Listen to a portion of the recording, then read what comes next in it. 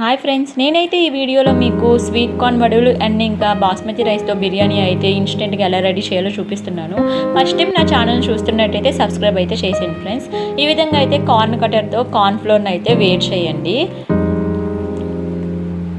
ఈ corn cutter అయితే నేను ఆన్లైన్లో బుక్ చేశానండి. నాకైతే 90 రూపీస్ వరకు పడింది. నేనైతే మీషోలో బుక్ చేశాను. కావాల్సిన వాళ్ళు నేనైతే ఈ వీడియో కింద కోడ్ పెడతాను, బుక్ చేసుకోండి. ఈ విధంగా అయితే కార్న్ కటర్తో స్వీట్ కార్న్ అయితే మనం సపరేట్ చేసేసామండి. ఇప్పుడు ఈ స్వీట్ కార్న్ ఒక బౌల్లో తీసుకోండి. దీంట్లోకి అయితే 2 పచ్చిమిర్చి, అల్లం ముక్కలు అండ్ ఇంకా సాల్ట్ అండి. ఈ విధంగా అయితే తీసుకోండి. వీటన్నిటిని అయితే ఫస్ట్ అయితే గ్రైండర్లో వేయండి. పచ్చిమిర్చి, అల్లం, సాల్ట్ అయితే ఫస్ట్ గ్రైండర్లో వేయండి. ఇది కొంచెం పేస్ట్ అయిన తర్వాత స్వీట్ కార్న్ అయితే యాడ్ చేయండి. గ్రైండర్లో మిక్సీలో అయినా చేసుకోవచ్చండి. కాదే నాకైతే కొంచెం ఎక్కువ క్వాంటిటీ తీసుకుంటున్నా కాబట్టి నేను గ్రైండర్లో వేస్తున్నాను. ఈ విధంగా అయితే మనం ఒక బౌల్లోకి తీసేసుకోండి. దీంట్లోకి అయితే మనం ఒక 2 స్పూన్స్ అయితే బియ్యపిండి, 1 స్పూన్ కార్న్ఫ్లోర్, ఒక 2 స్పూన్ శనగపిండి అయితే యాడ్ చేయండి.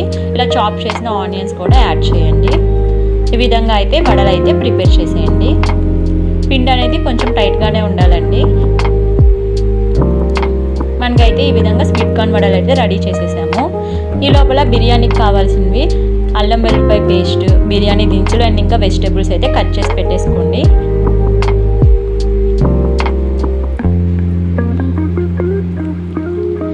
బాస్మతి రైస్ని అయితే ఒక హాఫ్ అన్ అవర్ అయితే ఖచ్చితంగా 30 మినిట్స్ అయితే నానబెట్టండి. అప్పుడే మీకు బిర్యానీ అనేది పొడి పొడిగా చాలా బాగుంటుంది. వడలు అయితే రెడీ చేస్తానండి.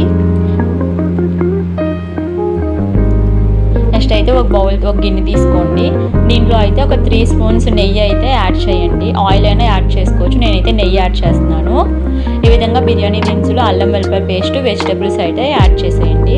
ఇవి కొంచెం రోస్ట్ అయిన తర్వాత మనం ఏ రైస్తో అంటే మనం బియ్యాన్ని ఏ గ్లాస్తో అయితే తీసుకుంటామో అదే గ్లాస్తో గ్లాసున్నర వాటర్ అయితే యాడ్ చేయండి. ఖచ్చితంగా బియ్యాన్ని అయితే నానబెట్టండి.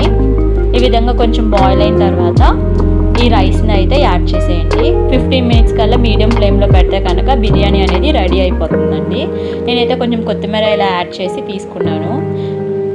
చూసారు కదా, ఈ విధంగా పొడి పొడిలాడుతూ చాలా బాగా అయితే వచ్చింది.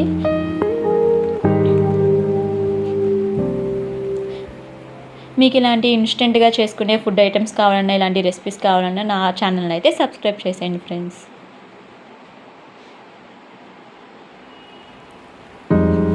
మా పాప లంచ్ బాక్స్లోకి పెట్టేశానండి. దీంట్లోకి రైతా కూడా రెడీ చేసేసానండి. అండ్ ఇంకా ఈ స్వీట్ కార్న్ వడలు అయితే టమాటా కచుప్ వేసుకొని తింటే కనుక చాలా అయితే బాగుంటుంది టేస్ట్ అనేది.